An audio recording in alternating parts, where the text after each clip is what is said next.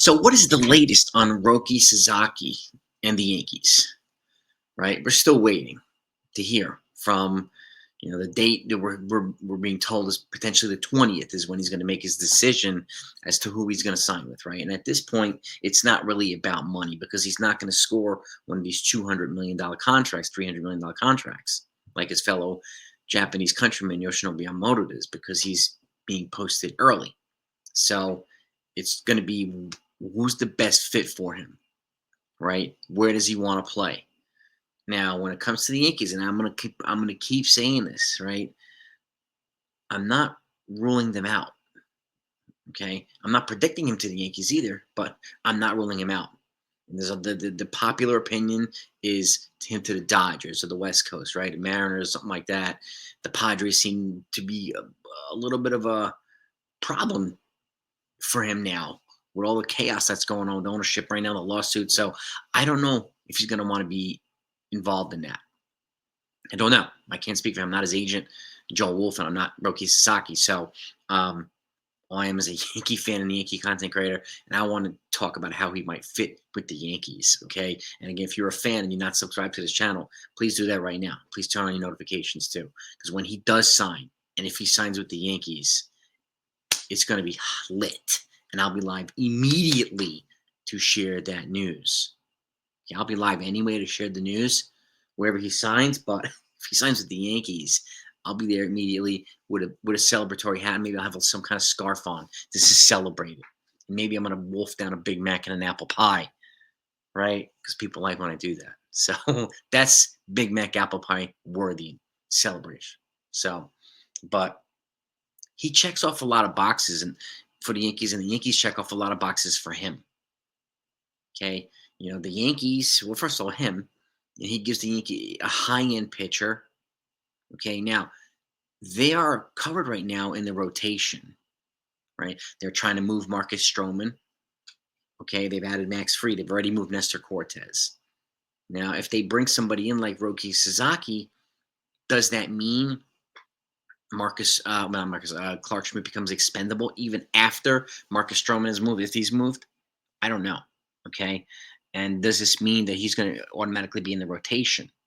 My personal view is that I would start him in the bullpen to let him build up his innings, start him in long relief, and then transition him into the starter for the next 2 years, and then unleash him, okay, to the wolves, and not before that.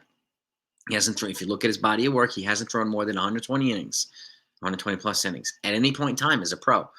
And jumping from the NPB to the major leagues is a bit of a jump. It's a bigger jump than the KBO from Korea, but it's still nevertheless a jump. And he doesn't have the body of work yet of innings pitched to back it up to put him right in the rotation. I know this talks about people want him to be part of a six-man rotation. Will they do that? I don't think so because it'll throw everybody else's routine off. So I just don't think it makes sense. And allowing him to go into the bullpen right now and work his way up, allows them to run out contracts for more players and so on and so forth, right? If you look at, Garrett Cole's got 4 years left. Max Fried's got 8. Carlos Rodon's got, I think, 4, right? Clark Schmidt's got 3. Luis Hill has 4 or 5 maybe. So there's a lot of controllable years and a lot of stability with the Yankees rotation. And again, that's a plus to me in terms of the Yankees as a selling point. There's consistency here. There's a pitching factory here.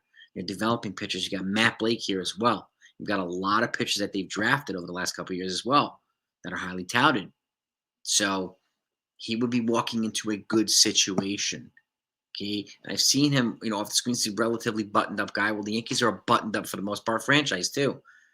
They're laid back. They're allowed to have their personalities and so on, but we know that the Yankees are a little bit of a buttoned up franchise for the most part too. Okay.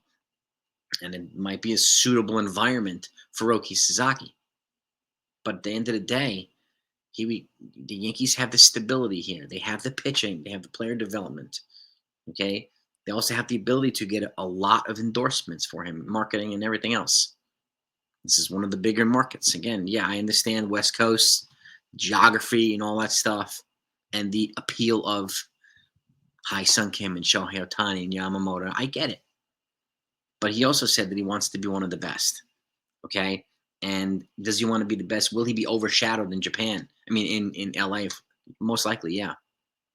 Okay. So, and again, not saying he won't get opportunities, not saying he won't be good there, but he could be the Japanese superstar here, and maybe the Yankees can potentially tell him, well, guess what? We'll bring your countryman Munetaka Murakami here next year. Paul Goldschmidt's there on a 1-year deal. We're going to need a new first baseman next year, right? Just a thought. Not saying it's going to happen. I can't predict. I don't have a crystal ball that I'm rubbing every day, but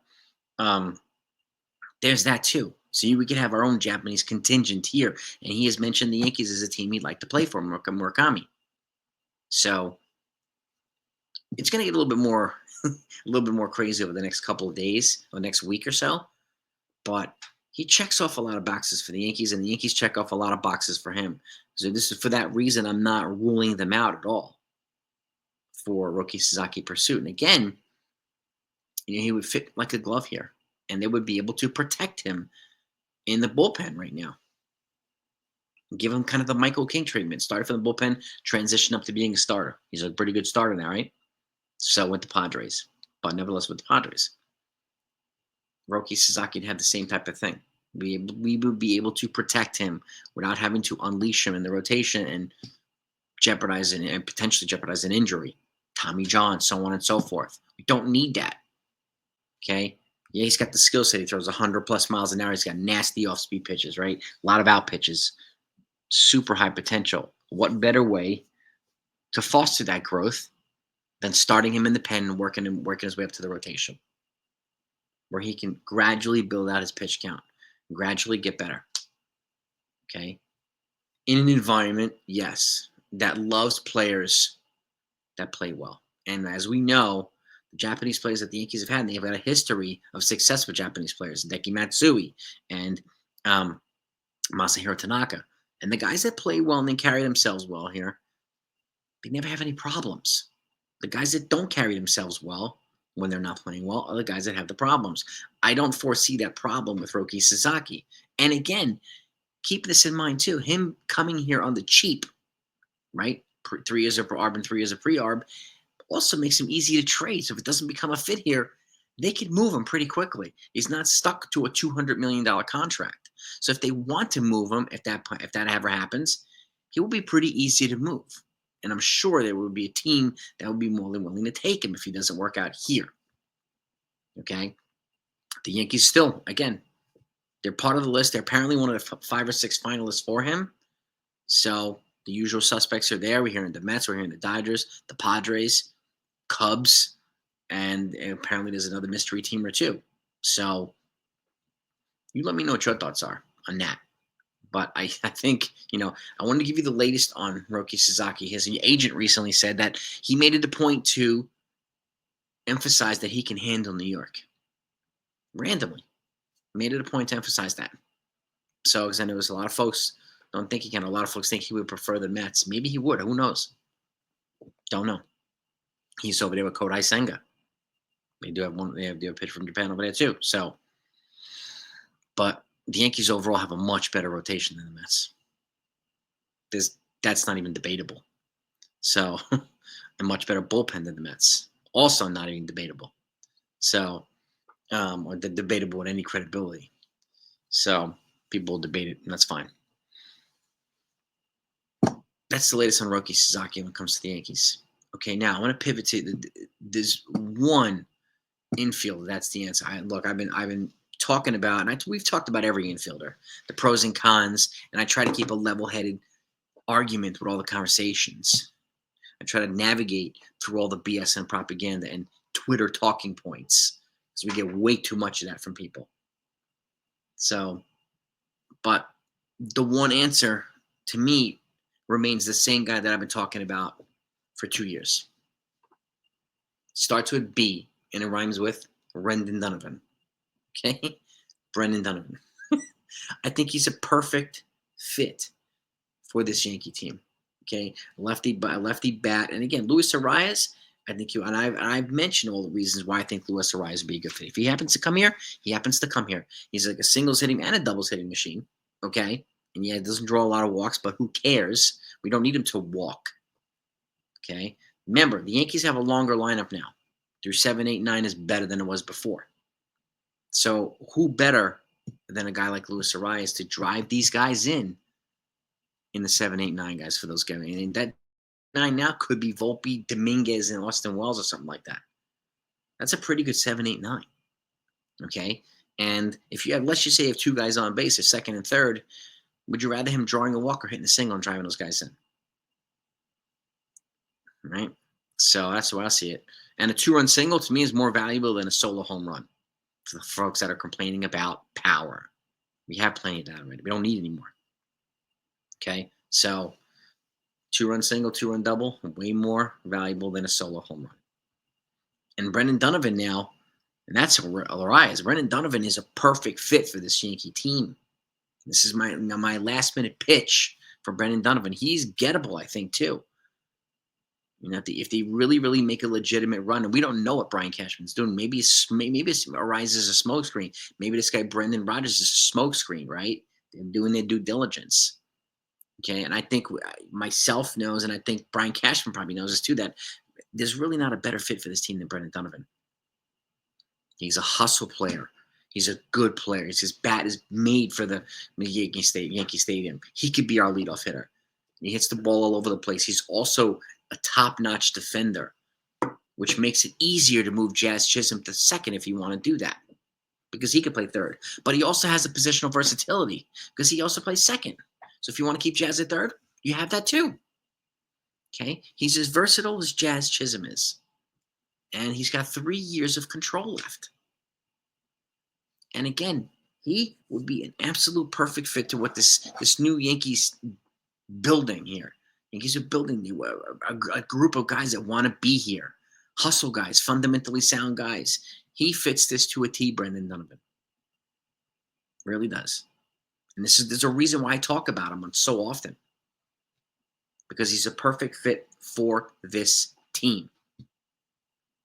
Okay? And again, like, whether it's Luis Arias hitting singles or doubles or Brendan Donovan doing that with a little touch of more power.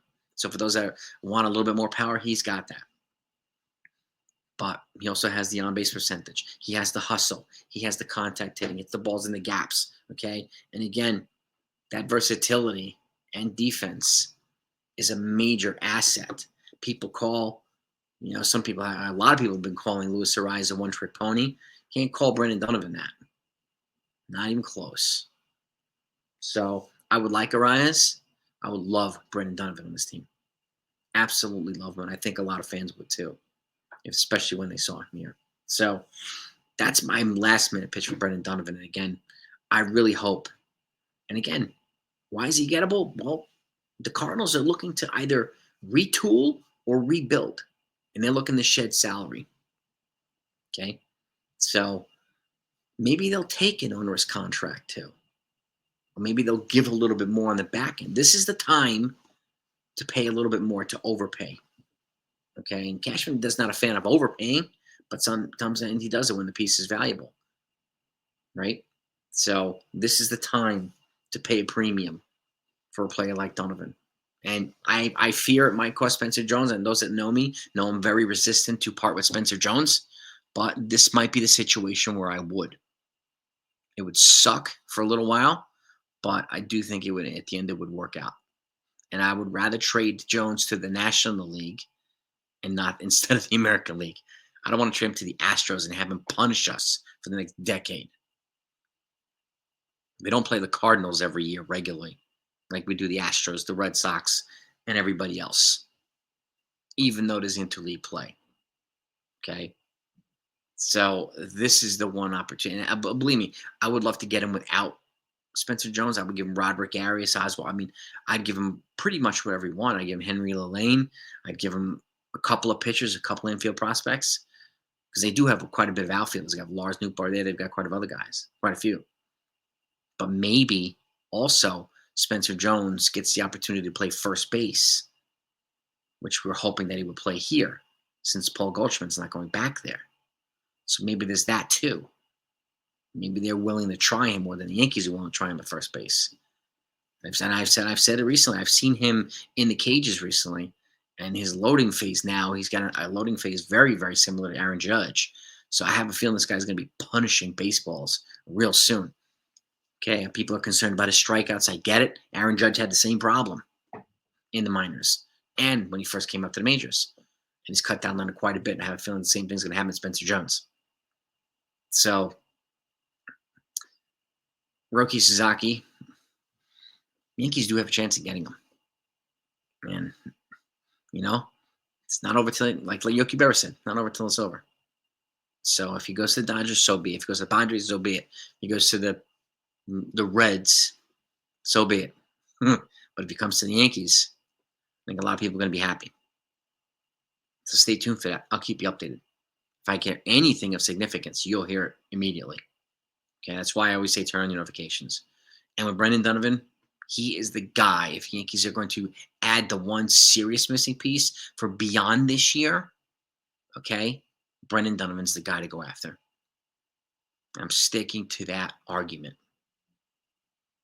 Okay, and this is the time to do it. This is the time to do it. And again, I would love to get him without Spencer Jones, but I understand if it would cost Spencer Jones to get him. I get that too. Got to give to get. So you give me your takes on this, gang. Okay?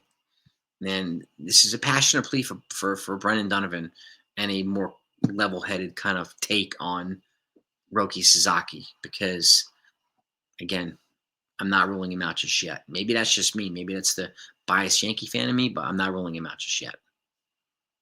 So, and again, if he does sign elsewhere, expect the Yankees to pivot real fast with the international money. So they're going to be busy, pretty busy after that, no matter what. And don't be surprised if the Yankees add some more pieces, like another backup catcher or another piece here and there too. But the one missing piece and the guy that we really want the Yankees to get are out there for the taking. Let's go get them. Have a good day. Peace.